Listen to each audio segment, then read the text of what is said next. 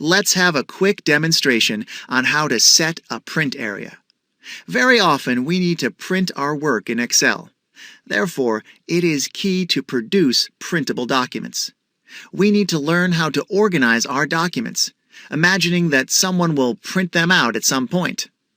In order to do that, we have to organize well all the sheets and the information flows. Once this is done, we can go ahead and select which parts of each sheet should be printed out and which parts of the sheet shouldn't be printed. Let's assign a printable area for the sheet, which we have here. First, I'll select the area that should be printed.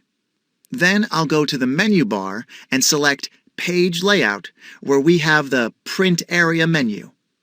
I'll click on it and select Set Print Area. See how Excel put a border to the print area of our sheet? If we print it, only the selected area will be printed.